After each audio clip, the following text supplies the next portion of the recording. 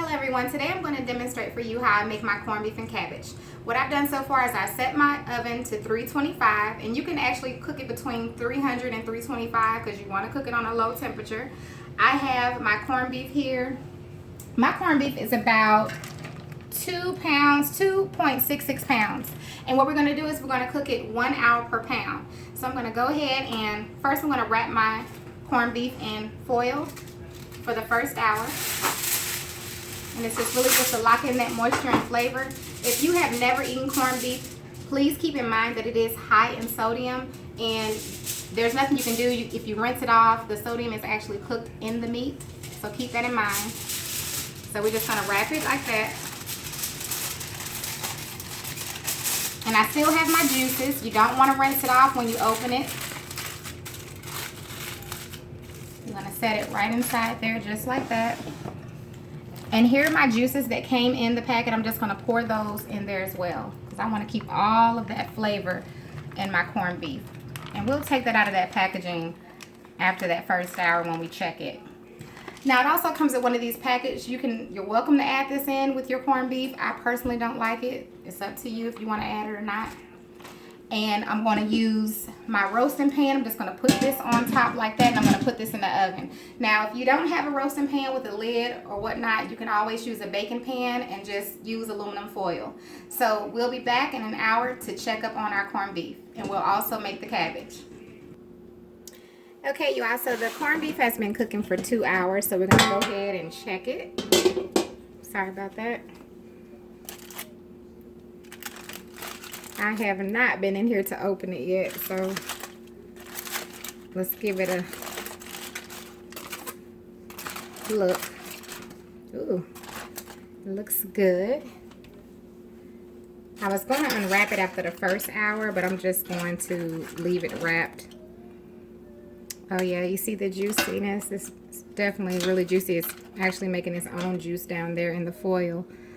So I'm going to cut it just so I can see where it is. And because it's been cooking so long, it's okay if you want to, just cut into it to see. It's not quite there, so I'm just going to wrap it back up. But it is getting there. I'm going to put mine back in for another 30 minutes. And in the meantime, we're going to go ahead and start cooking our cabbage. So we'll start that in just a moment. Okay, you all, while we're waiting on the corned beef to finish up, we're going to go ahead and start our cabbage. I have a few videos making my cabbage with greens, collard greens, but I don't think I have any making it just with my cabbage. But this is the way I make my cabbage for my corned beef anyway, so I don't do it all the same way. Those that follow me know I don't cook the same way every time. So the first thing we're going to do is you want to cook your bacon. Okay, I'm not going to cook my bacon too long. I'm not going to cook it all the way through before I add my onions, my carrots, and my potatoes. And I'm just going to stir this around just a little bit like that.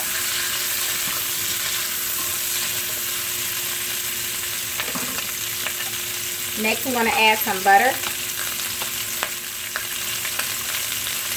And I'm going to add a few of my seasonings. I'm going to add a little complete. I'm going to add a little bit of my Greek all-purpose.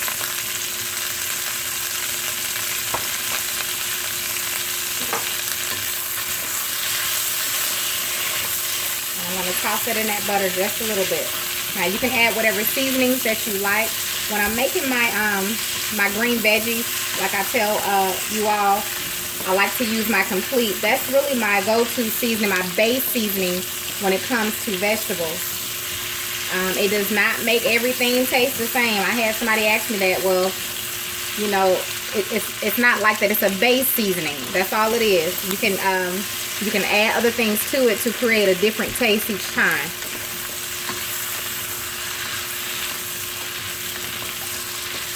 All right, this is smelling good.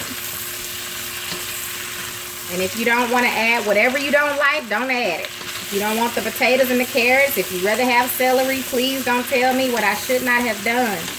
What I like you all to do is, if you're not going to try it my way, then try it your way. Add what you want to add. However you want to cook in your kitchen is A-okay with me. If you like it, I love it, baby. Now we're going to add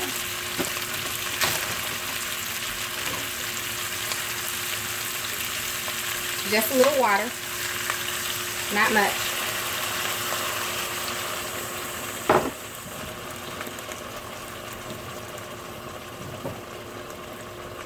I'm going to add a little bit of my kosher salt. It doesn't matter which salt you add, so it doesn't have to be kosher. I'm just adding just a little bit before I add my cabbage in. And now I'm going to add my cabbage. I'm going to turn the stove down just a little bit. Right now it's on like a medium high. I'm going to turn it down to a medium. I had already pre-cut and washed my cabbage. And because I made corned beef and cabbage last night, as I was telling you all, I had some already cut. So it kind of made that a little easier. I bought another one, but I didn't need to cut it. Alright, now that that's on a medium high, a medium, I'm going to cover that. I'm not going to stir it yet. I'm going to let it sit here for just a moment. Just turn that stove down and let that cabbage kind of steam a little bit and soak up some of that flavor and those seasonings, and then we'll add some more seasoning to our cabbage. So we're going to give that a moment, about 3 or 4 minutes, and let it steam. And I'll show you what I'm talking about in just a moment. Okay, let's check our cabbage. Now, as you can see, it's steaming a little bit. I don't know if you can tell. It's starting to sweat a little bit. That's what we want. I'm just going to mix that around like so.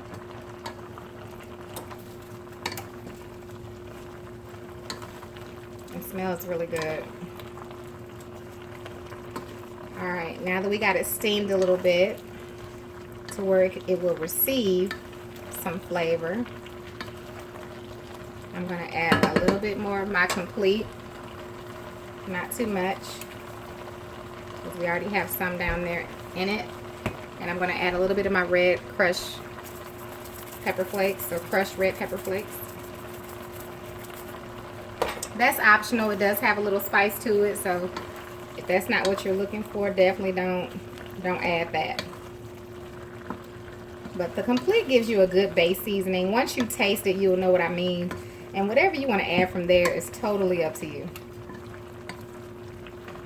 Completely. When I made this last night, it was really good. It turned out really good. Everything turned out really good. We're about to check that corned beef because I know it's ready. So we're going to pull that out while we let this cabbage finish up. So let's get the corned beef out. Okay, you all, so I have taken my corned beef out. Hopefully you can see there. Let's take the top off. Now, one of the keys with the corned beef is you definitely want to follow the instructions on your packet, because it's going to tell you how many pounds your corned beef is. And depending on how many pounds it is, you're going to cook it. Usually it's between 45 minutes to an hour per pound. That looks really good. I can get it out of there.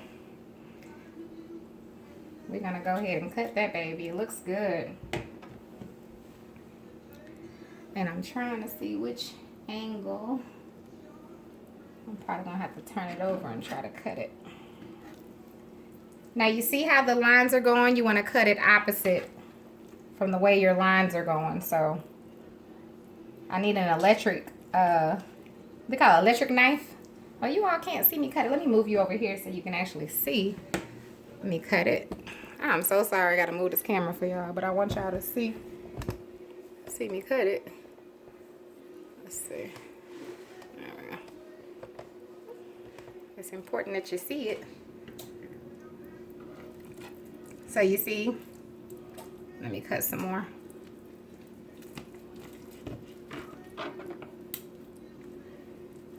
But an electric knife would definitely go a little better.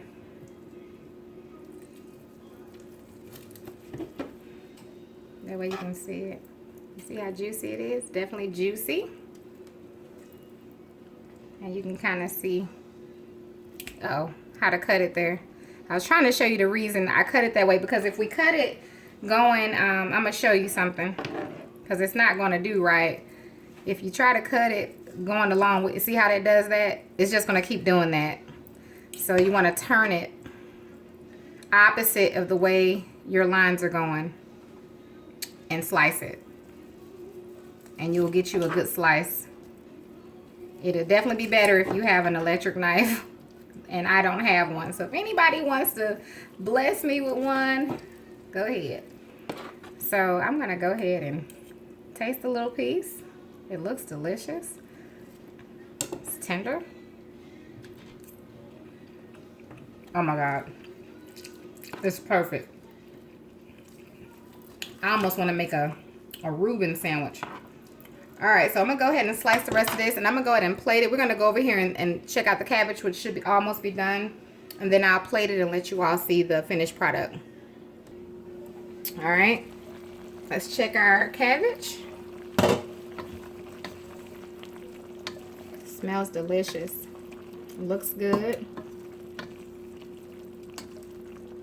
It's full of flavor. We started off with our bacon. Now, if you don't want to use bacon, then don't use bacon. My dad is Muslim, and he does not eat pork, and I know how to cook. I know how to cook without pork. So what I would do for him is I would just cook it with butter. When I make his, I would just start off with the butter. If you don't like butter, you can start off with olive oil and kind of work your way around. There's a lot of things that you can do to substitute. But in this one, like I said, I started off with the bacon and allowed that to be my grease. We added our onions and our carrots and potatoes, and the potatoes are done. As you can see, they are falling apart. I don't like my cabbage mushy, so I believe this is a texture good enough for me. Depending on how you like your cabbage, that will depend on how long you'll cook everything. If you don't mind, if you like your cabbage a little more done, I would wait to put those potatoes in. I wouldn't put them in when I put them in. I would go ahead and put the cabbage in first and then kind of add your potatoes. And then again, it depends on how thin you slice them. See, mine are, just all depends on how you slice them. This is a perfect potato for me. It'll break right in half, So just all depends on how you like things. All right, so that's good enough for me. So I'm going to go ahead and plate my corned beef and cabbage, and I'll show you all the finished product. Okay, you all, I want to show you the finished product. So I just plated some corned beef and cabbage. I just cut some more slices as you saw me cutting it. So there's the corned beef. And there is the cabbage. So there you have it.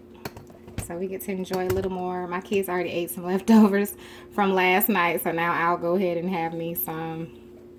And I just put some on there. Is that too much? Of course, I'm not going to eat all that, but I just wanted to show you all the corned beef.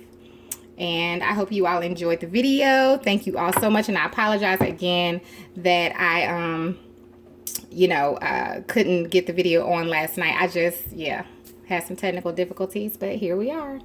So you all have a wonderful, blessed day, and I'll see you all very, very soon. We're going to do I got some requests for baked and fried chicken, so I'll go ahead and make those videos. Just basic fried chicken and baked chicken, and then it's something else. Somebody asked me about a green chili burrito, so we'll make that as well. All right, you all have a wonderful, blessed night.